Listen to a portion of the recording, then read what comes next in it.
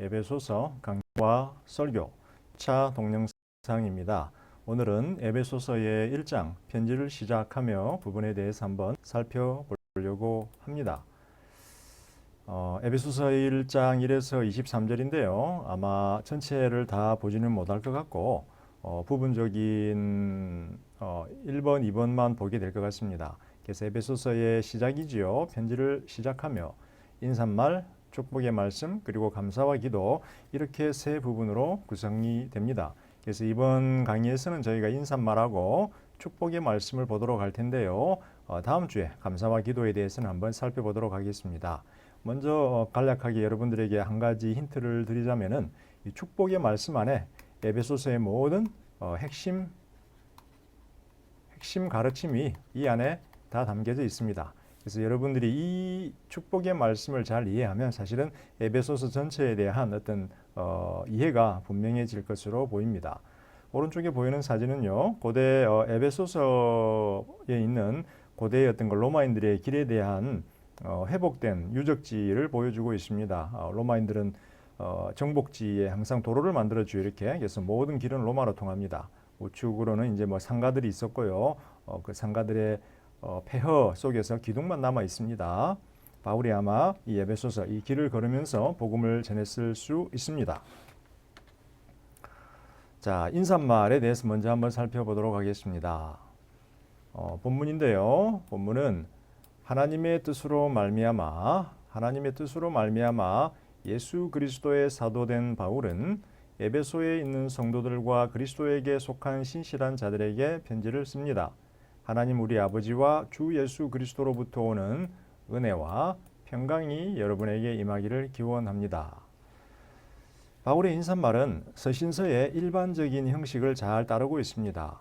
저자가 누구인지 언급하죠. 바울. 두 번째, 수신자에 대해서도 알려줍니다. 에베소에 있는 성도들이죠. 그 다음에 환영의 인사말, 여기 있죠. 은혜와 평강, 환영의 인사말을 전달하고 있습니다.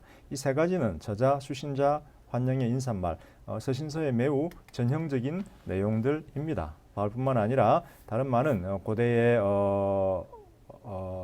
작가들이 이 표현을 따라서 혹은 모든 사람들이, 대부분의 사람들이 이 표현 양식을 따라서 그들의 서신서를 시작했습니다. 오른쪽에 보이는 사진은 바울의 선교 여행인데요. 2차 선교 여행 그림을 보여주네요. 안디옥에서 쭉 돌아서 소아시아 지역, 지금의 터키죠. 그 다음에 그리스 지역을 돌아서 여기 예루살렘으로 갔다가 다시 안디옥으로 오는 어떤 그런 여정을 그리고 있는데요. 에베소서는 여기에 있습니다. 에베소는 여기에 있습니다. 현재 터키, 소아시아의 서해안에 있는 항구 도시입니다. 그래서 이 지역에 있는 여러 교회들을 향한 편지라고 보는 게 좋을 것 같습니다. 자, 이 세 가지 서신서 내용들 바로 앞에서 언급되었죠. 저자, 수신자, 환영의 인사말에서 예수 그리스도가 다 반복해서 언급이 되고 있습니다. 예수 그리스도의 사도, 예수 그리스도에게 속한 성도들, 예수 그리스도로부터 오는 은혜와 평강. 물론 이제 하나님이 모든 바울 신학의 어떤 그런 중심이 되고 시작이 되겠지만 예수 그리스도가 특별하게 세 가지 서신서 내용들 모두에서 발견되고 있다는 거예요. 이 사실은 바울 신학에서 예수가 차지하는 중요성을 강조해 줍니다. 그래서 바울의 모든 신학은 기독론적이에요. 기독론적. 예수 안에서 성령을 이해하고 구원을 이해하고 하나님을 이해하죠. 하나님은 예수님의 아들, 하나님은 예수님의 아버지, 성령은 예수님의 영, 구원은 예수를 통해서 이루어진 하나님의 어떤 그런 구원의 역사. 그 다음에 교회는 그리스도의 몸된 교회. 이런 식으로 예수를 통해서 바울은 자신의 신학적인 주제들을 다 이해합니다. 바울에게 예수 그리스도는 하나님의 은혜와 사랑이 세상에 계시되고 하나님의 은혜와 사랑이 세상에 계시되고 또 성취되고 전달되는 유일무이한 통로입니다. 하나님이 예수를 이 땅에 보냈죠. 성육신 사건입니다. 그래서 예수 안에서 하나님의 사랑과 임재가 계시되었습니다. 요한복음에서 잘 표현이 되죠. 그 다음에 하나님의 구원이 예수를 통해서 성취됩니다. 성육신의 끝에는 십자가의 사건이 있죠. 그 다음에 이 계시와 사랑이 전달됩니다. 예수 안에서, 예수를 통해서 모든 성도들에게 하나님의 구원이 전달됩니다. 다시 말하면 예수님이 하늘로 올라가신 이후에도 사도들의 어떤 섬김과 모든 사역 속에서도 예수를 통해서 예수의 이름으로 하나님의 은혜와 사랑이 세상에 계시된다라고 하는 것입니다. 이러한 예수 중심적 기독론적 바울 사상은 여러 가지 표현들에서 잘 보여지는데요. 제가 몇 가지 표현을 여기에 담아봤습니다. 바울은 자신의 서신서에서 종종 예수 안에서 혹은 예수를 통하여 혹은 예수로 말미암아라고 하는 표현들을 씁니다. 헬라어로 엔, 예수를 통하여 디아, 예수로 말미암아, 디아, 예수를 통하여 예수로 말미암아 디아 이런 전치사들을 통해서 예수 그리스도 중심적 기독론적 중심적 신학 사상을 잘 보여주고 있습니다. 자, 첫 번째 서신서의 첫 번째 요소는 저자입니다. 그죠? 저자, 두 번째 수신자, 그리고 환영의 인사말입니다. 바울은 자신을 이렇게 소개를 합니다.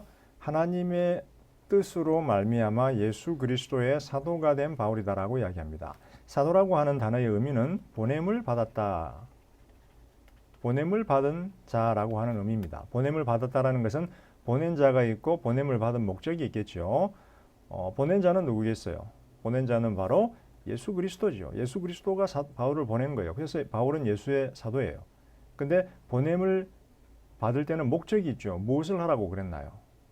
하나님의 뜻을 계시하라고 그런 거예요. 하나님의 뜻을 계시하라고 보냄을 받은 거예요. 하나님의 뜻은 어디에서 발견되나요?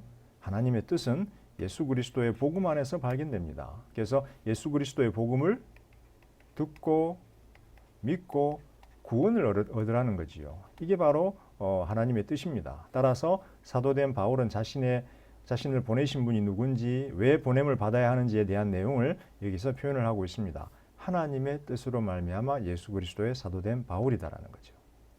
자, 세 가지 정도 내용을 제가 요약을 해봤는데요. 첫 번째, 사도된 바울은 성도들을 가르칠 수 있는 권위가 주어졌는데 신적인 권위지요. 인간으로부터 온 것이 아닙니다. 하나님으로부터 주어졌다라고 하는 것입니다. 하나님이 바울을 세우셨다라는 거죠. 그러나 바울은 자신이 하나님으로부터 세워진 신적인 권위를 가진 존재이기 때문에 성도들에게 무조건적인 순종을 요구할 수도 있음에도 불구하고 바울은 성도들에게 무조건적 순종을 요구하지 않는다라는 것입니다. 오늘날 우리 목회자들이 특히 큰 교회, 큰 목회하시는 목사님들이 좀 주의 깊게 들어야 할 메시지가 아닌가 싶습니다. 대신 바울은 자신을 예수를 섬기는 종으로 제시하지요. 종은 자신의 모든 자유와 선택과 취향을 주인에게 맡긴 자입니다. 그리고 주인을 섬기느라 자신의 모든 독립성 내지는 특권 내지는 어떤 그런 인권 같은 것들을 다 자발적으로 포기한 자이죠. 그리고 바울은 성도들 앞에서 모범을 보여야 할 자로 자신을 제시합니다. 내가 그리스도를 섬기는 것처럼 너희도 나를 섬기고, 내가 그리스도의 고난을 받고 그리스도를 위해 수고하는 것처럼 너희도 나의 모범을 따라서 그리스도를 섬기다라는 것이죠. 빌립보서 2장에서 바울이 케노시스 시가 등장을 하죠. 비움의 시, 케노시스 시. 이 비움의 시에서 빌립보서 2장에서 바울이 이 사상을 잘 설명을 하고 있습니다.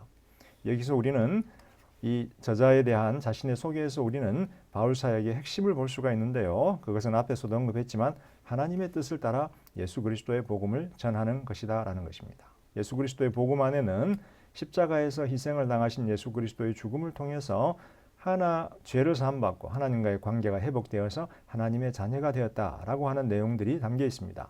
이 내용을 바울은 이어지는 축복의 말씀에서 상세히 설명할 것입니다. 따라서 사도된 바울의 복음을 듣는 자들은 믿고 구원을 받으라는 거죠. 자, 두 번째, 수신자에 대해서 바울은 이야기합니다. 바울은 이렇게 두 가지 표현으로 수신자를 언급을 하는데요. 첫 번째는 에베소에 살고 있는 많은 성도들, 두 번째는 예수에게 속한 신실한 자들이라고 하는 표현을 씁니다. 일단 에베소 성도들인데요. 이 사람들을 예수에게 속한 신실한 자들이다라고 이중적으로 자세히 풀어서 설명을 하고 있습니다. 자, 여기서 네 가지 정도 포인트를 제가 가져와 보았는데요. 첫 번째, 이 에베소에 있는 성도들은 바울이 보낸 서신서를 함께 읽을 것입니다. 아마도 예배 중에 그들이 예배를 드리는 중에 한 사람이 특히 담임 목사님이나 아니면 목소리가 제일 좋은 분이 편지를 읽을 것이고요. 이 성도들은 함께 그 편지를 들을 것입니다. 이 사실은 에베소서가 회람 서신이었다라고 하는 것을 우리에게 알려줍니다. 개인적인 편지가 아니었다라는 거죠. 교회 전체에 보내서 공통적으로 읽도록 보내어진 회람 서신이었다라고 하는 것입니다. 자, 두 번째는 성도들에 대한 개념인데요. 성도들의 원래 의미는 구약에서 의미는 세상에서 따로 불러내어진 거룩한 하나님의 백성이라는 겁니다. 하나님의 백성인데 세상이 이렇게 바깥에 이렇게 있는데 여기서 따로 불러내서 요만큼의 사람들이 불러내서 하나님께 섬기도록 하나님을 섬기도록 부름을 받았다라는 거예요. 이게 거룩이다라고 하는 의미입니다. 따로 불러내어져서 거룩하게 구분되었다라는 거죠. 그런데 이러한 구약적 표현에 더하여서 바울은 예수에게 속한 이다라고 하는 새로운 의미를 하나님의 백성됨의 조건으로 제시합니다. 구약에서처럼 신약의 백성들은 하나님에 의하여 세상에서 따로 불러내어진 거룩한 하나님의 백성이야 바울이 이야기하죠. 그러나 거기에 또 더합니다. 어떻게 불러내어졌고 어떻게 거룩함이 돼? 거룩한 자들이 돼? 예수에게 속함으로써야 라는 겁니다. 기독론적인 어떤 그런 엣지, 기독론적인 신학적인 강조점이 다시 한번 여기에 들어가 있습니다. 예수에게 속한 자들이다라는 거예요. 성도들은. 그래서 예수에게 속하지 않은 유대인들은 성도일까요? 아닐까요? 더 이상 성도가 아니라는 거죠. 그 다음 여기서 네 번째 신실한 자들이다라고 하는 표현이 있는데 요거는 피스토스라고 하는 개념이 여기 들어갑니다. 믿음이라고 하는 개념이 들어가는데요. 이 신실함 속에서 어떤 신실한 자들이 가지는 처음 믿음은 뭐냐면 예수를 믿는 거예요. 선포된 예수에 대해서 믿고 그 선포된 예수에 대한 믿음을 근거해서 믿음에 합당한 삶을 살아가는 자들을 신실한 자들이라고 이야기해요. 그래서 신실한 자들 그러면 뭐 좀 충실하고 뭐 배신하지 않고 뭐 그런 사람들 우리가 흔히 생각을 하는데요. 바울이 말하는 신실한 자들의 의미는 자신들이 믿은 예수에 근거하여 예수를 향한 자신들의 믿음에 근거하여 그 믿음에 합당한 삶을 사는 자들이에요. 나는 예수 믿었으니까 구원받았어 하고 범죄자의 삶을 산다면 그 사람은 신실한 자가 아니다라는 거예요. 예수를 믿었으면 복음에 합당한 자신이 믿은 복음에 합당한 삶을 살아야 된다는 거예요. 어떤 삶이에요? 성령의 열매를 맺는 삶을 살아가라는 거예요. 거룩한 삶을 살아가라는 것입니다. 자, 이제 세 번째 환영 인사가 등장을 하는데요. 바울은 이렇게 이야기합니다. 하나님 아버지와 주 예수 그리스도로부터 오는 은혜와 평강이 너희에게 있기를 원한다라는 거예요. 여기 보면 은혜와 평강이 바로 성도들에게 제시하는 바울의 환영 인사인데요. 은혜와 평강은 다 하나님 아버지와 주 예수 그리스도로부터 온다라는 거예요. 그래서 하나님 아버지와 주 예수 그리스도가 바로 성도들의 은혜와 평강의 기원이 되시는 분이에요. 여러분이 은혜를 경험하고 평화로운 삶을 살기 원한다면 그 기원이 되시는 하나님 아버지와 주 예수 그리스도와의 관계를 돌아보아야 한다라는 것입니다. 바울 당시 로마인들도 인사말을 했죠. 근데 그들의 인사말은 주로 건강에 대한 기원을 담고 있었습니다. 너 건강하기를 바래. 중요하죠. 그 다음에 헬라인들의 또 다른 인사말은 은혜입니다. 은혜, 카리스마 할 때 카리스죠. 카리스, 은혜입니다. 야, 은혜가 있기를 바래. 유대인들은 어떻게 인사했을까요? 평화, 샬롬이죠. 샬롬. 이제 에베소 성도들이 유대인들과 헬라인으로 구성이 되어 있습니다. 그래서 바울은 다소간에 이 유대인들과 헬라인 성도들을 배려하지요. 그래서 유대인들에게 익숙한 샬롬의 인사, 헬라인들에게 익숙한 은혜의 인사를 함께 모아서 은혜와 평화라고 이렇게 표현을 합니다. 그런데 여기서 제가 이제 중요한 점 하나를 강조하자면 바울에게 은혜와 평화는 단순한 말치레가 아니라는 겁니다. 단순한 인사 표현이 아니고 그 이상이다라는 거예요. 은혜와 평화는 바울이 경험한 하나님의 구원과 인도를 자신의 전 생애를 통해서 경험한 하나님의 구원과 인도를 총체적으로 아우르는 표현이다라는 거예요. 이 표현 속에 바울은 자신의 모든 신앙과 경험과 어떤 그런 체험들이 다 담겨 있다라는 거예요. 자, 두 번째. 자, 이제 두 번째, 2주차 두 번째 축복의 말씀에 대해서 한번 살펴볼 텐데요. 이 부분은 사실 굉장히 중요해서 제가 다시 한번 강조드립니다만은 이 축복의 말씀을 여러분들이 잘 이해하면 에베소서 전체를 수월하게 이해할 수 있습니다. 축복의 말씀은 1장 3절에서 14절까지 내용을 담고 있는데요. 조금 길기 때문에 제가 한 패러그래프, 한 슬라이드 속에 이렇게 담아봤는데 내용이 좀 복잡합니다. 그래서 일단 여기 보면 제 사진을 조금 옮길게요. 자, 3절에 그리스도 안에서 또 나오죠. 그리스도 안에서 하늘에 속한 모든 신령한 복들로 우리를 축복하신 예수 그리스도의 아버지 하나님을, 그죠? 예수 그리스도 중심적으로 설명을 하는 거예요. 하나님은 누구냐? 예수 그리스도의 아버지라는 거예요. 예수 안에서. 그죠? 그래서 그리스도 중심적인 바울 신학이 다시 한번 드러나고요. 하나님께서 찬양받으시기를 원하신다. 이게 지금 바울의 어떤 그런 축복의 말씀의 핵심입니다. 이게 지금 바울의 축복의 말씀의 핵심이고요. 성도들의 존재, 성도들의 삶의 가장 핵심입니다. 그래서 3절이 어떻게 보면 우리 성도들이 존재하는 이유고 구원을 받은 이유고 하나님께서 모든 구원의 계획을 계획하시고 아들을 보내서 성취하신 이유입니다. 찬양받기를 원하신다라는 거예요. 이게 지금 핵심 구절이에요, 여러분. 이게. 자, 그런데 여기 이유가 등장하죠. 왜? 그죠? 왜?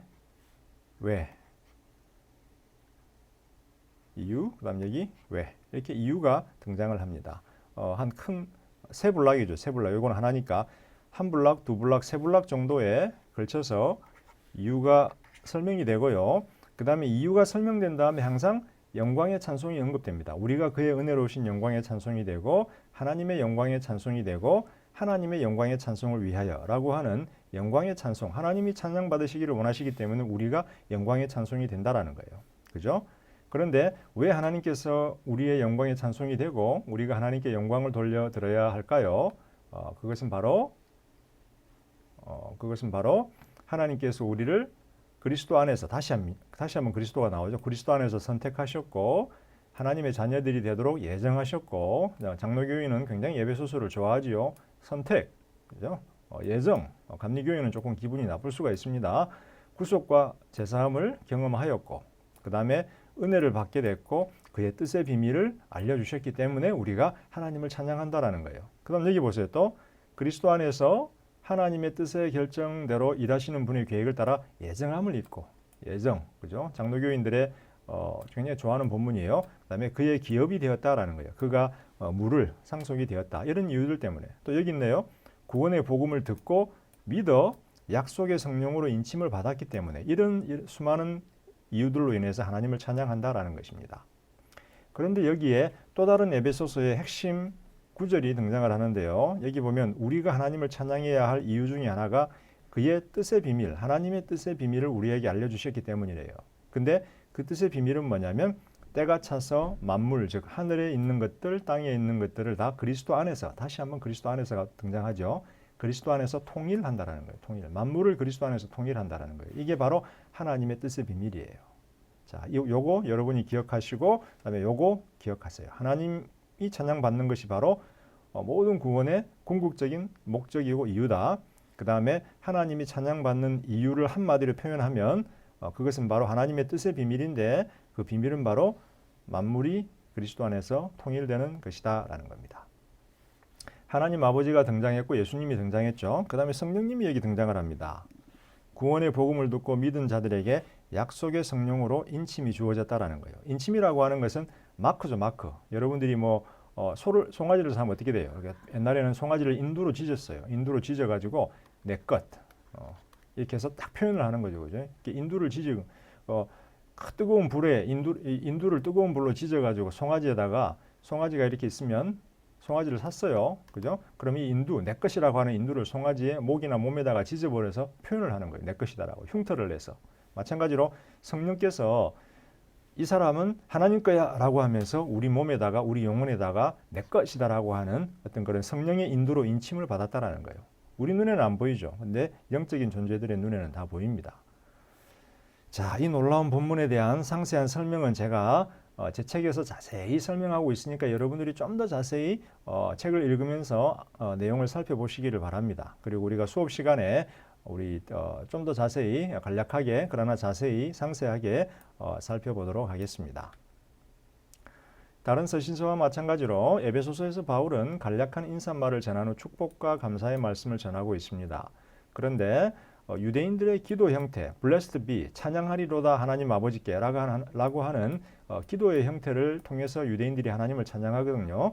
그래서 바울은 유대인 출신 성도잖아요. 그리고 바리새인이기 때문에 유대인들의 기도 형태를 반영을 합니다. 그리고 세 가지 요소를 그 안에 포함하고 있는데요. 저희가 살펴보았지만 하나님을 송축하는 것이 핵심 이유고 그 송축에 대한 이유들, 예정, 선택, 기업, 구속, 제사함, 계시, 인치심 뭐 이런 내용들이 들어가고요. 그 다음 마지막으로 다시 한번 우리는 하나님의 찬양이 되기를 원한다라고 하는 하나님에 대한 찬양이 들어갑니다. 이 세 가지 요소로 바울의 축복과 감사의 말씀이 구성되어 있습니다.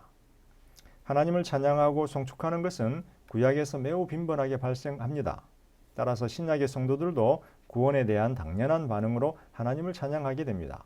그런데 이 짧은 본문에서 하나님 찬양이라고 하는 표현이 3번 언급되고 있죠. 여기 보면 영광의 찬송, 영광의 찬송, 영광의 찬양 3번이 언급이 되고 있다는 사실은 얼마나 바울이 여기서 하나님을 찬양하는 것을 중요하게 생각하고 있는지를 알려줍니다. 자, 에베소서의 핵심 논지 제가 앞에서 이야기했죠. 하나님께서 그의 뜻과 목적을 따라 충만한 때를 정하고 충만이라고 하는 단어가 굉장히 중요합니다. 플레로마, 충만이라고 하는 단어가 굉장히 플레로마 중요하지요. 에베소서에서 우리 옛날에 교회에 이충만 집사님이 계시는데 제 교회에 그 집사님이 생각이 나네요. 자, 충만한 때를 정하시고 아들 예수의 구속의 죽음을 통해서 만물을 통일하시는 것, 만물을 통일하시는 게 이게 바로 하나님의 비밀이다라는 거예요. 이게 바로 에베소서의 핵심 논지입니다. 충만한 때는 언제일까요? 바로 예수님이 성육신하시고 십자가에서 달려 죽으신 때죠. 예수님이 하늘에서 이 땅으로 침투한 사건, 그게 바로 충만한 때입니다. 종말론적인 사건을 의미하죠. 만물을 통일했는데 어떻게 했나요? 구속의 죽음을 통해서 만물을 통일했습니다. 그래서 하늘과 땅 아래에 있는 모든 자들이 다 예수의 발 아래 무릎을 꿇고 예수를 주라 고백하면서 경배하는 빌립보서 2장 6절에서 11절 케노시스 시 있죠. 비움의 시. 그 비움의 시의 내용이 지금 여기에 배경으로 지금 기능을 하고 있어요. 만물을 통일한다라는 거예요. 모든 존재들이 다 무릎을 꿇고 예수의 발 앞에 예수를 주라 고백한다라는 거예요. 그래서 깨어진 피조 세계가 다시 하나로 새롭게 창조되는 새 창조의 신학도 여기에 들어가 있습니다. 깨어져 버린 창조죠. 우리가 살아가는 이 땅은 첫 창조된 세상인데 타락으로 말미암아 깨어져 버렸고 모든 질서가 무너져 버렸어요. 예수께서는 만물을 통일하시는 분이라는 거예요. 다시 말하면 새로운 창조를 이 땅에 가져오신다라는 거예요. 그런데 이 비밀이 성취되는 과정에서 하나님의 구원이 인류에게 제시되죠. 왜? 인류는 하나님의 새 창조의 중요 핵심 대상이기 때문에. 그러므로 우리의 구원은 단순한 개인적인 사건이 아니에요. 우리가 경험한 구원은 내가 개인적으로 구원을 경험했고 하나님의 자녀가 되었다라고 하는 그런 개인적인 사건에 머물지가 않고요. 하나님의 우주적 통일의 핵심 내용이에요. 그래서 우리는 우리 스스로의 구원을 하나님의 우주적 통일의 핵심 내용으로 그리고 우리 자신들을 하나님이 성취하신 만물의 통일의 핵심적인 존재들로 보아야 한다라는 거예요. 뒤에 가서는 교회를 그렇게 바울이 설명할 거예요. 우리들이 모인 교회가 예수 그리스도의 머리된 예수 그리스도의 몸이다라는 거예요. 그래서 예수가 우주의 머리면 우리는 그 우주의 몸된 예수 그리스도의 몸이다라는 거예요. 우주적인 존재라는 거예요. 자, 그런데 여기서 중요한 내용이 하나가 있어요. 제가 아까도 이야기했지만 성부, 아버지가 등장을 하고 아들이 등장을 하는데 성령이 등장을 해요. 그래서 성삼위 하나님이 반복해서 등장을 하는데 에베소서에서는 성삼위 하나님의 등장이 굉장히 중요합니다. 자, 근데 역할이 달라요. 역할이 상이합니다. 어떤 역할을 하냐면 성부는 항상 구원을 계획하시고 시작하시는 분이에요. 성자는 어때요? 구원을 성취시키는 분이고 그 구원이 전달되는 통로예요. 그래서 예수 안에서 예수를 통해서라는 표현을 통해서 바울이 하나님의 구원을 종종 묘사를 합니다. 성부는 구원을 계획하시고 성자는 구원이 성취되는 통로예요. 그런데 성령은 인치심을 통한 구원의 보증을 주시는 분이에요. 아까 제가 이렇게 표현했죠. 그죠? 소가 있으면 살찐 송아지입니다. 꼬리가 있겠죠. 소가 있으면 여기다가 인두로 팍 지지는 거예요. 내 것이라고 이렇게 딱 지지는 거예요. 내 것이라고 지지는 거예요. 그래서 성령께서는 우리 영혼의 가장 깊은 곳에다가 이 인두로 지져서 내 것이라고 지진다라는 거예요. 인치신다라는 거예요. 이 말은 뭔가요? 우리 구원이 이제 확실하게 주어졌으므로 구원은 확실한 것이다. 구원을 보증해 준다라는 것이죠. 장로교에서는 이것을 성도의 견인이라고 표현을 합니다. 구원이 확실하다라는 거예요. 때로는 타락하고 범죄하고 넘어질 수 있지만 구원이 보증된다라는 거예요. 그러나 그 자체가 신실한 삶을 살지 않아도 된다라고 하는 것은 아닙니다. 신실한 삶이라고 하는 것은 어떻게 보면 구원의 보증을 받은 자라고 하는 것의 증거예요. 증거, 표시예요. 악한 삶을 사는 사람은 아마도 그가 입으로는 예수를 주라고 고백할지라도 그는 아마 구원을 받은 자가 아닐지도 모른다라는 거예요. 신실한 삶이 바로 이 구원의 보증의 증거라는 거예요. 그래서 성령의 인치심하고 성령을 따라 사는 삶, 성령의 열매를 맺으면서 성령을 따라 사는 삶하고 긴밀하게 연관이 되어 있어요. 다 상호 다른 게 아닙니다. 자, 좀 지저분해졌는데 좀 지우고요. 아이고. 좀 지워야 되는데 안 지워지네요. 네, 다 지워졌습니다. 자, 삼위일초론적 구원이에 이렇게 성부와 성자와 성령이 긴밀하게 상호 연결되면서 우리 구원에서 다른 역할을 감당하신다라고 하는 이런 삼위일체론적 구원이에는 에베소서 전반에 걸쳐서 반복해서 강조됩니다. 그래서 여러분들이 요거를 항상 한번 기억해 주시면 좋겠습니다. 자, 여러분 이렇게 해서 에베소서 1장 인사말하고 축복의 말씀에 대한 내용을 상세히 한번 살펴보았습니다. 자세한 내용은 제가 쓴 책을 좀 참고하시도록 하고요. 또 강의실에서 또 우리 토론과 논의를 통해서 여러 가지 내용들을 한번 살펴보도록 하겠습니다. 자, 여러분 강의 들으시느라고 수고하셨습니다.